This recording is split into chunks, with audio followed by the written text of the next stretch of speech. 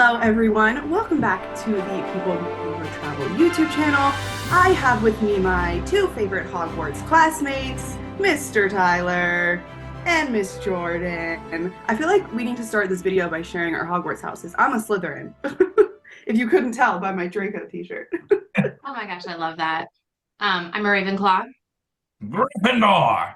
That was We my are sorting hat going, impression. Was that a decent sorting hat impression? yes it That's was, not obviously. bad. We'll have to get the sorting hat over your head There you in post. Somebody will be on it. go. Today we are talking all about the Wizarding World of Harry Potter at Universal Studios Orlando. We are so excited. I think they did an exceptional job at the Wizarding World. I think if you've been to Disney parks and you're going to Universal for the first time, you're going to be a little bit blown away by their theming of the Wizarding World. So we're going to talk all about the two theme parks that are currently there. We're also going to do a little sneak peek of the Ministry of Magic, which is coming very soon. And we're going to answer your guys' questions. We had some awesome questions come in all about the Wizarding World of Harry Potter, so we are so excited. So I think we are going to start by Tyler and Jordan sharing some of their must-dos, a little bit of an overview of each of the two lands and each of the two parks. Then we're going to kind of transition into Q&A, talk a little bit about your guys' questions, and then I'll share that sneak peek at the end. So without further ado, I think we should start in Hogsmeade. What do you guys think? Tyler, do you want to share your top 3 favorite things about Hogsmeade? I am happy to do so. So it's funny because Hogsmeade was done first, and if you don't know, Hogsmeade is where Hogwarts Castle is. Like when you see like all the promotional materials, they always have the castle. That's Hogsmeade. And then they added Diagon Alley a few years later. Now, we're going a little bit backwards of what I actually recommend you do in the parks because I always go in the order they do it like in the books and in the movies. I always say to go to Diagon Alley first and then go over to Hogsmeade. So do as we say, not as we do. So here's the thing. There is a ride in Hogsmeade called Hagrid's Magical Creatures Motorbike Adventure. And I don't want to give anything away, but it might just be the greatest themed ride in the entire world. Like, I don't want to hype it up too much, but it is definitely the greatest ride in the world. I have never been on a ride before where I was surprised more often than on that ride. There's like 10 things on that ride that I didn't see happening. And it's super duper fast, but it's also so like super fun. You're riding on Sirius Black's motorbike, and you have like the motorcycle, you have the sidecar, both are awesome. I don't even want to explain it any more than that. It is so cool. It's very, very hard to get on, and I'll talk about that in a minute. But it is such a good ride. So that is by far my number one thing to do in all of the Wizarding World. Next up would be Harry Potter and the Forbidden Journey. That was the first ride that opened there. It is inside the Hogwarts Castle. And honestly, the ride is awesome, but I would go just for the queue. I would walk through the queue and then leave because it feels like you have walked into the movie more than like it's so immersive. Like Galaxy's Edge Who, it's like it is so immersive. I knew that was going to make Jordan mad, but it's so I immersive. love both. I love them both. Yeah, you don't have to choose. That's the great thing about the era we live in. But it is so immersive. Like you feel like you are on the movie, not even on the movie set. You feel like you are really there. It's so good. The pictures are talking to each other. You're constantly moving throughout the rooms. You go through Dumbledore's office, and it's so good. So highly recommend that. And then actually, my third favorite thing is how you get to Hogsmeade via the Hogwarts Express. And if you don't know, the two areas of the Wizarding World of Harry Potter that exist already are in two different parks. So you have to have park to park tickets to see both sides. But it's really cool because what happens is there's a whole show essentially on the Hogwarts Express train to get over there. And it's different going either direction. So if you go back and forth, it's actually a totally different storyline. Anyway, so just getting there, I think is my third favorite thing. They really took immersive to a whole new level. They were like, how about we plop you in the book and you are a character, and then that's how you experience it. It's Yeah. amazing. Yeah. No, you're right though. I don't do the Forbidden Journey ride anymore because if you're at all prone to motion sickness, it's a bit much. It's a bit much. But I do go through the line because it's amazing. Oh, it's so good. Now swapping sides, diagonally. Miss Jordan. Diagonally. Diagonally. I thought he Love did. it. Is that what you said? thought so. Um, Anyway, yeah, so Diagon Alley is super cool. It is the second installment of the Harry Potter themed areas in Universal Orlando. I think it came out like 3 to 4 years after the Hogsmeade area was open. So personally, I kind of feel like they took that land and they're like, okay, what can we do better? And I feel like for me, Diagon Alley, wow, I can't even say it right anymore. Um, is That more jumped residual. immersive as like an area to walk through. So my number one thing is the atmosphere and just like the vibes and soaking it all in. Like you have got to carve out time in your day to just wander around and find all the special little nooks and crannies because they have put so many little hidden gems all throughout that zone. So you have got to take your time while you're there. My second favorite thing is actually the shows that they do there. I know that they do shows over in Hogsmeade area as well. They've got like a singing chorus of frogs, which is cool.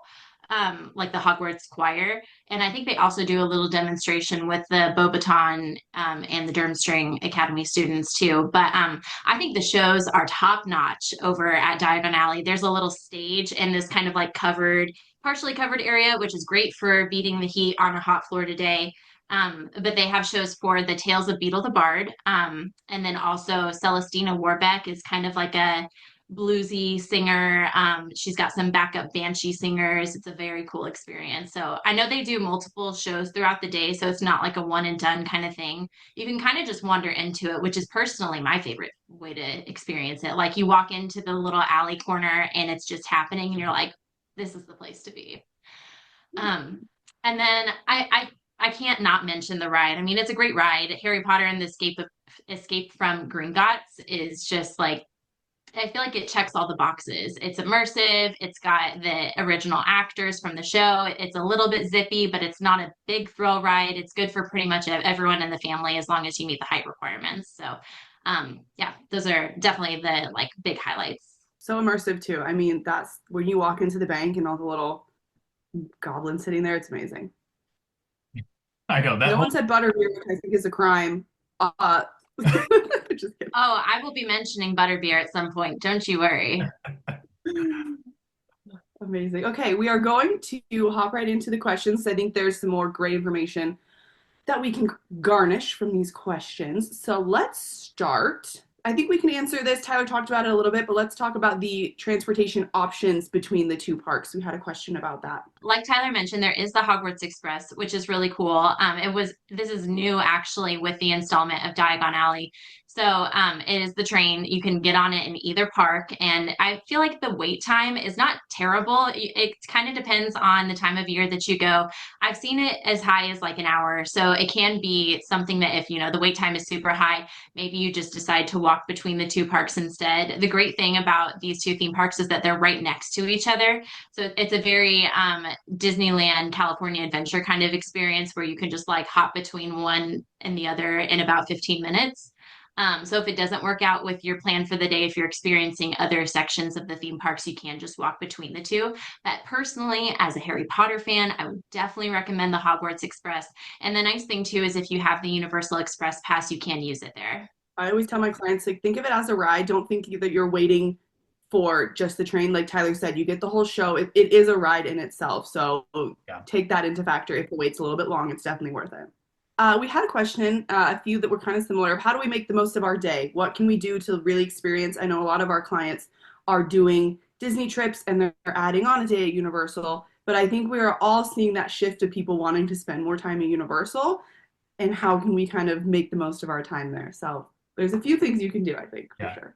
Exactly. So it's interesting because People Mover Travel has now been around for 9 years, which is crazy. Almost our 10-year anniversary. But it's interesting because early on, I almost everything we did at Universal was a one-day ticket. People were staying in Walt Disney World and going over to Universal for the day, and we still have that happen quite a bit. But what we're seeing a lot more now is people doing split stays of like 3 nights in Universal and then 4 nights in Disney to kind of make up their week-long trip. So if you can do that, even 2 nights at Universal, you're going to be able to do so much. Because obviously the Wizarding World of Harry Potter is amazing, but there's so much at Universal that's so great.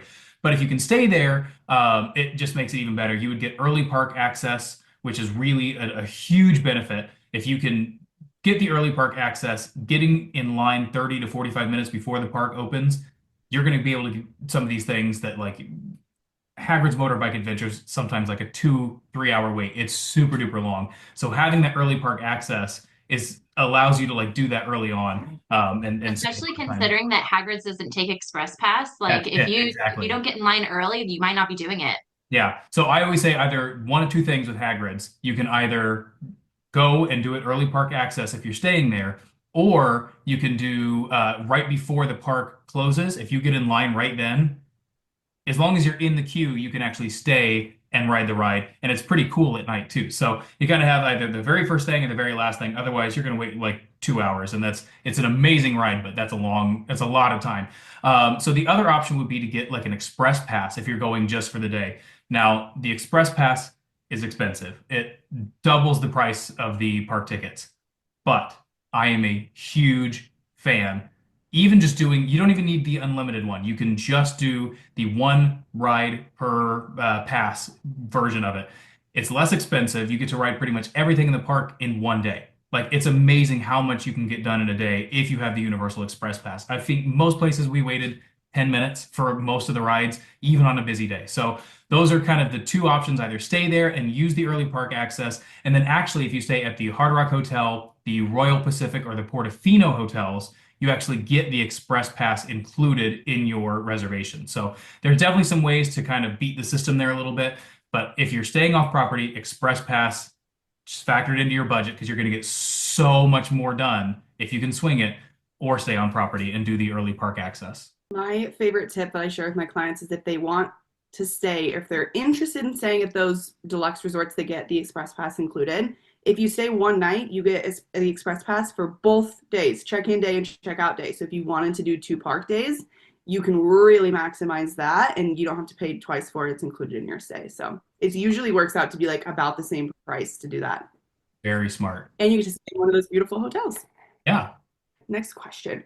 What can we do in Diagon Alley besides the rides? I know there's so much. You already touched on it a little bit, Jordan, but is there anything else that you can do? I mean, we could be here all day. We really could.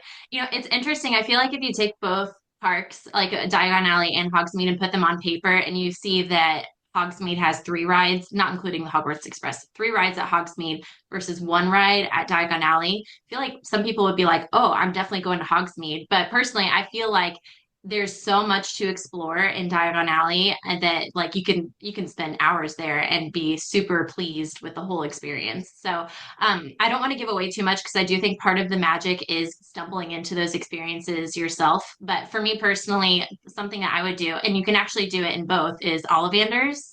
So they have a wand chooses the wizard kind of experience. It's not something that you can reserve ahead of time, but someone does kind of get chosen out of the crowd and they get the whole like Harry Potter, wave the wand, break the vase kind of scene play out, which is really fun. I feel like they oftentimes will choose a kid, but if you're a Harry Potter adult dressed head to toe in your house robes and you're looking like really gung ho, you could get picked too. You just never know. I mean, I'm still waiting on my Hogwarts letter to come in the mail as a 31-year-old woman, and it could come someday. I don't It's don't coming. you know Never don't give up break my hope. The spirit. owls are busy.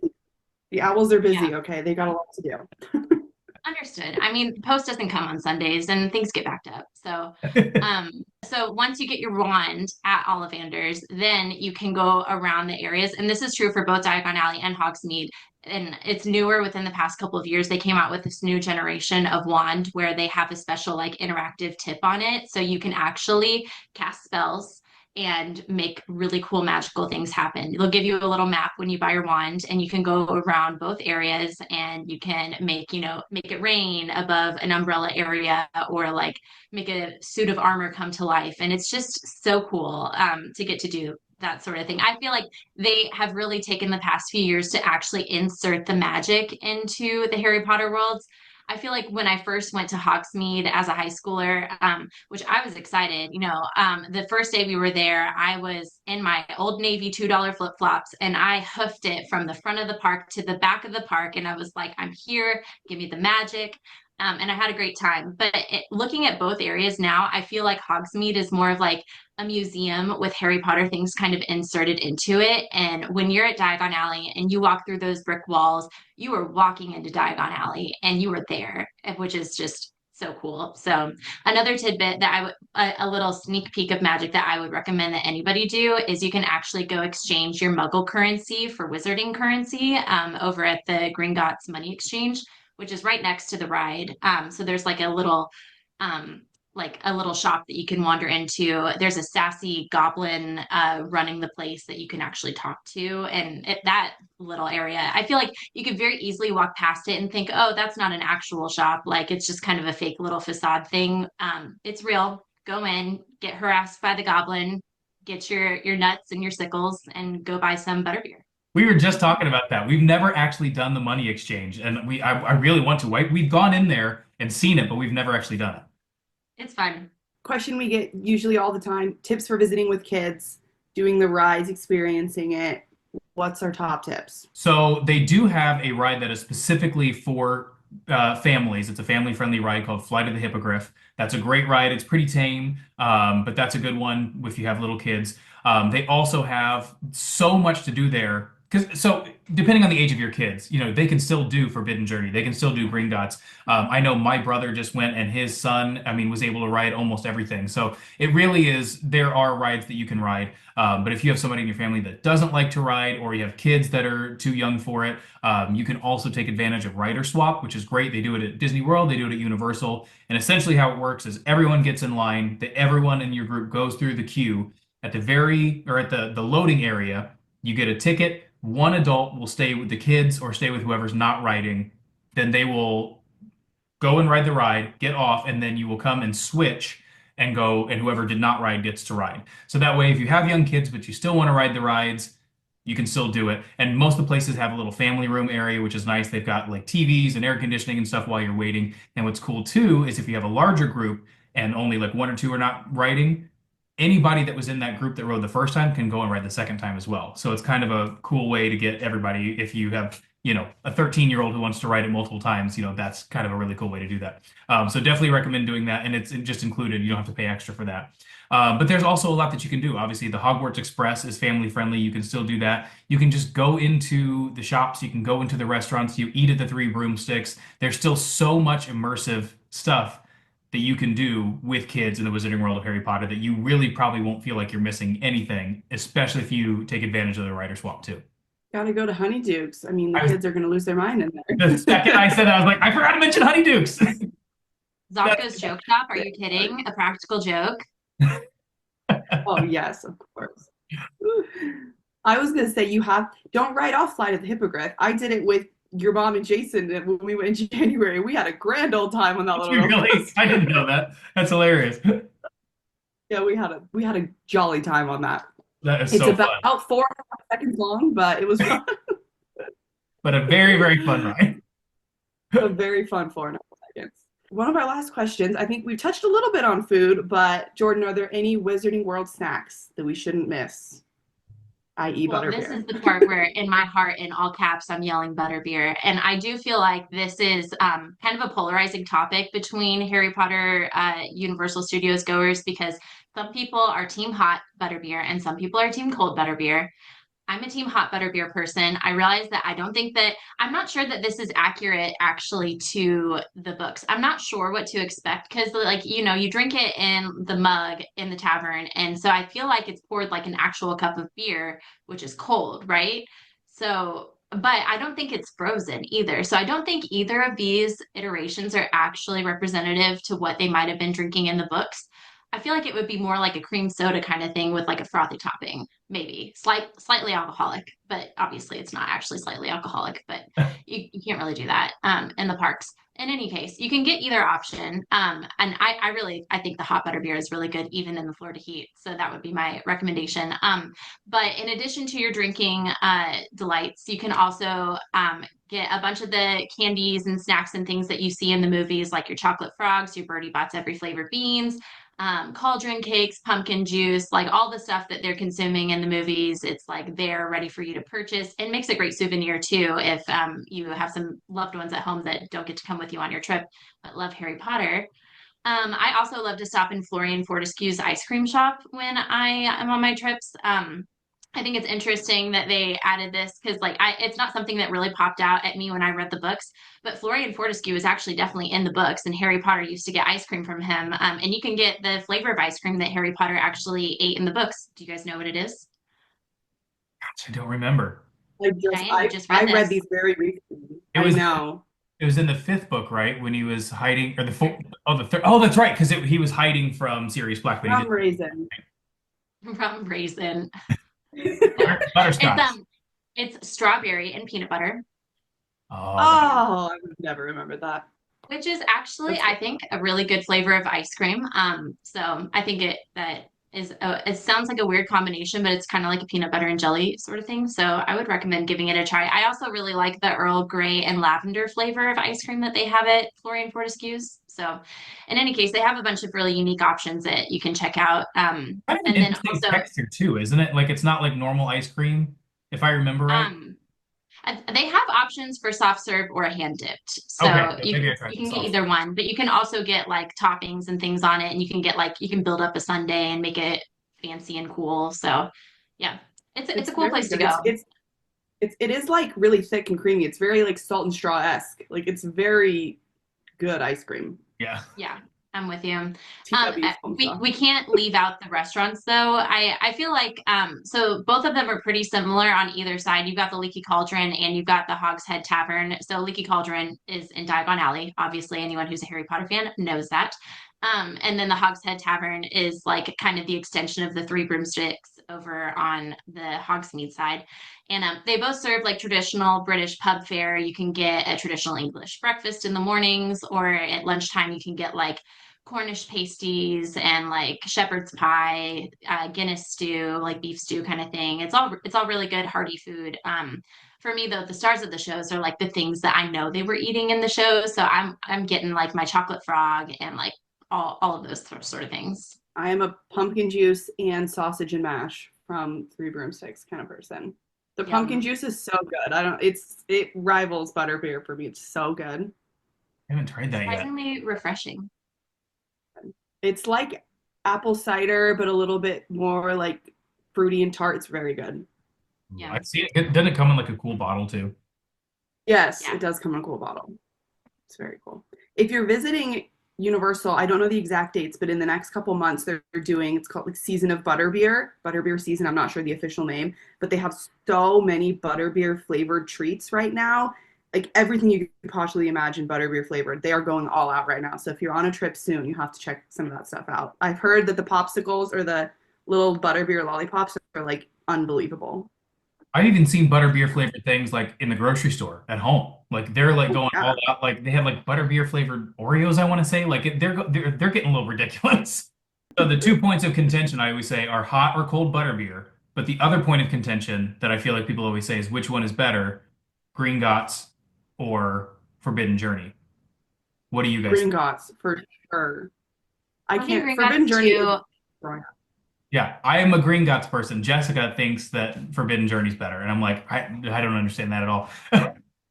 I feel like that the Forbidden Journey hits all the classic vibes, but I'm kind of with Cheyenne that I get a little nauseous now. I honestly I didn't turn that corner until I turned 30, and then I wrote it and I was like, wait a minute, am I getting old? I don't know. But and I also feel I like have the same it thing. maybe just needs a facelift. It's one of the original attractions, and like sometimes the audio doesn't exactly line up with like the video that you see. And so I think that maybe it's just due for a refurb. But once they do that, if they can like smooth it out and make sure that the visual experience is up to snuff, then I think it could be back in contention for maybe being better than Green Gods. Yeah. It's funny. The first time I wrote it, I didn't know anything about it and it made me feel sick. But then once I knew what was coming, I don't feel as sick now because I'm like, I'm prepared for it, I think. The first time I'm like, what is happening? It's quite. I feel like on Green Gots you get to see things because you're not getting flipped like a pancake. You actually get to like experience what's happening and see more of the real life things. But I do agree. Maybe if they just toned it down by like a little bit on Forbidden Journey, I could enjoy what was happening. But I'm usually eyes closed, deep breathing. All right, to wrap up this video, I'm going to share a little bit exciting news. I mean, I didn't create the news, so I can't act that excited, but there is a new land coming. If you follow anything about Universal Studios Orlando, you'll see they're opening an entirely new theme park on May 22nd. So very soon. It's called Epic Universe. There are 5 different lands. One of them is going to be the Ministry of Magic. So I took this little blurb from the website because I feel like it perfectly encapsulated what Ministry of Magic is. Because if you're not a super Harry Potter fan, you might not really know kind of what that means or what the land is inspired off of. So from Universal, the description, get ready to step into a whole new era of wizarding adventure at Universal Orlando's Epic Universe, the Wizarding World of Harry Potter Ministry of Magic. Quite a name. It will transport you across time and place, blending the magic of 1920s Wizarding Paris, which is kind of the vibes of Fantastic Beasts, if you've watched any of those great movies, and the 1990s British Ministry of Magic, which is old school Harry Potter Ministry of Magic vibes in a way we've never seen before. So it's a whole new land. They're keeping it under wraps, so there's not a ton of information we can share with you. You're going to have to book your trip and experience it yourself, but there's going to be 2 quick service. Lots of snacks. I saw butterbeer and crepes. I'm totally in. The attraction is called Harry Potter and the Battle at the Ministry. They can't name anything else other than Harry Potter and the something. There's that, so don't get confused. They have said there's going to be the same interactive wand displays, lots of fun shops, so it's going to be really exciting. So contact us and we'll help you book your next trip because Epic Universe just looks epic. There's no other way to explain it. You have to go and experience it. So that is our little recap, wonderful rundown of the Wizarding World of Harry Potter. If you haven't been, it's a must-do. I think you just have to go check it out. If you've never even been to Universal, you have to go check it out. It's really stepping up the game. So anything else you 2 want to add about the Wizarding World before we sign off? I was just going to say that it's so amazing that we can do an entire video dedicated to the Wizarding World of Harry Potter, and then Universal also has so much more to offer. Like, this is just a part of it. Like, Universal's done such a good job. There's so much good stuff there. You guys have to go. Let us know. Let us book your trips and we'll see your pictures with your wands. We can't wait to see that. If you're not subscribed, please check out our channel. We have lots of great videos about all kinds of travel content here. Also, if you have any questions about any type of travel, whether it's Disney, whether it's cruises, Universal, whatever it may be, make sure and follow us on Instagram. We will put the caption or the name of our channel so you can come and find us. But we post all kinds of content there and we're always there to answer your questions. So come hang out with us over there. And we will see you guys next time. Bye.